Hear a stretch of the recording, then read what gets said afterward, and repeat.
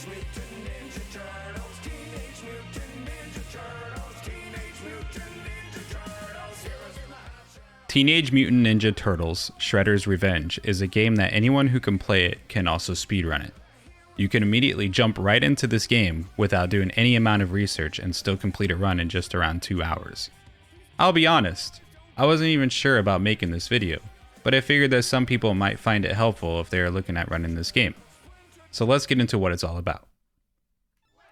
Shredder's Revenge has just 2 game modes, Story and Arcade. Story mode is pretty standard.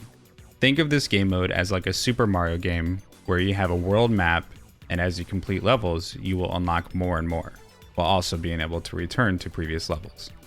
You will pick one of 7 characters between Leonardo, Michelangelo, Raphael, Donatello, April, Splinter, or if you've completed one story playthrough already, Casey Jones. You will start off with just a single special charge meter and one of your special abilities, the Staining Special.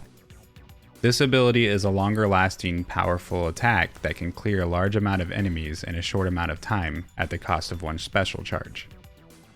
As you progress through the story, you will gain more hit points, or HP, and you will unlock 2 more special attacks. The Jump Special, where after you jump into the air, you will slam down into the ground and clear a smaller area of enemies instantly, and the Dash Special, where you will charge at an enemy or a group of enemies to defeat them quickly.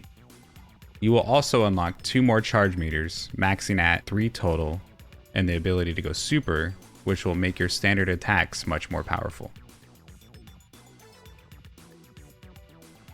Arcade mode will play a bit differently. This game mode gives it the same feeling as if you were playing it on an arcade machine where there are no saves and you have limited lives and game overs, and you progress through each level seamlessly without going back to the world map. In this mode, you will immediately have all 3 of your special attacks unlocked from the start, but you're limited to a single special charge meter throughout the entire playthrough. This also means that you won't have the ability to go super at any point in the run, because to be able to do so, you need all 3 charge meters. Both Story and Arcade can be played solo or with up to 6 people locally and online, and have 3 difficulty levels. Chill, the easiest difficulty, Okay, also known as normal in most other games, and gnarly being the most difficult. Now that we've covered the basics of the game, let's talk about speedrunning. Each game mode, character, difficulty, and the amount of players have their own leaderboards, so no matter how you choose to play the game, you will be able to submit your recorded runs to speedrun.com to show off your personal best or compete for the world record.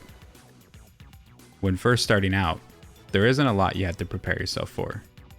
A lot of games have different strategies involving movement, routes, glitches, and various other things that could feel overwhelming to learn at first. Shredder's Revenge is pretty straightforward. Follow the path and beat the bad guys.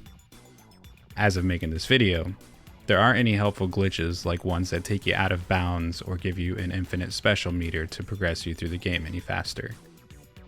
If you want to improve on your runs, it comes down to learning which of your character's combos do the most damage, memorizing enemy spawns, learning how to use interactive objects, and knowing when to taunt to charge your special meter or letting it charge by itself when taking down enemies. Here is a short example of all of this. Right away, you will notice that I used the shoulder bash on the 3 ninja coming from the right, and then I immediately turn around and slide under the jumping ninja to avoid his attack and clear him and the last ninja easily. In the next area, try to group all of the ninja together and use your special if you have it. Otherwise, do the best you can to defeat them all. This room can be kind of annoying. Here you will have 2 ninja come in from the left and right. Try to avoid their jumping attacks. Getting hit by them can slow you down. These blue ninja are pretty easy to deal with. 1 shoulder bash and 2 slide attacks clears this room quickly.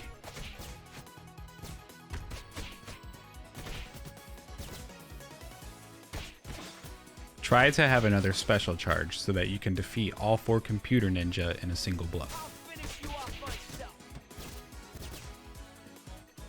This room is pretty basic, just clear all the enemies as they spawn. The more you run through the game, the more you will have memorized. Here is an example of using an interactive item to defeat enemies. You will notice I didn't take out 2 of the ninja.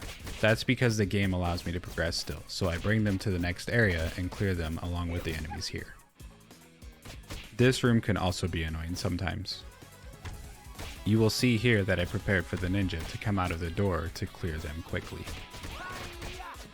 These blue ninja with the shields can be hard to deal with, so I like to use my jump special on them. Once again, I'm using the camera to launch at enemies coming onto the screen. Here, had I waited just 1 second longer, the camera would have cleared all 3 blue ninja, but instead I did it too early and I only took out 1 and I had to fight the other 2 in combat. The other 4 ninja that come in on this screen are easy to clear. Just remember their pattern and prepare for them to land. The next 2 areas are pretty standard. Work your way through them and remember to use any objects to your advantage when taking out enemies. Watch closely what I do here.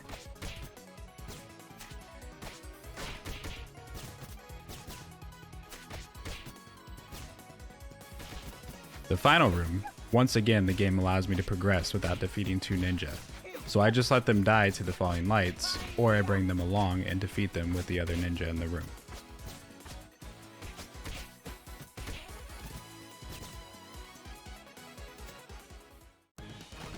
This boss is pretty straightforward. Make sure you have 1 charge for your special and try to get in early hits immediately. When you see him attack, use your standing special so you have invincibility frames and don't get hit by his attack.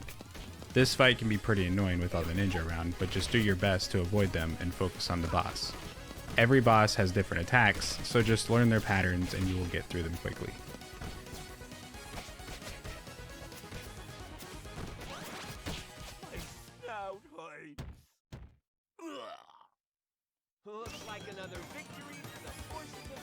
And that is an example of how to clear just 1 of the 16 levels in the game.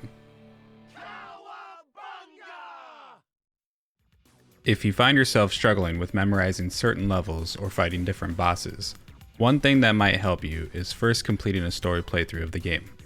Like I mentioned earlier, Story has a world map that lets you revisit past levels after you have completed them, allowing you to play through any of these levels over and over again to improve on your overall gameplay and strategy.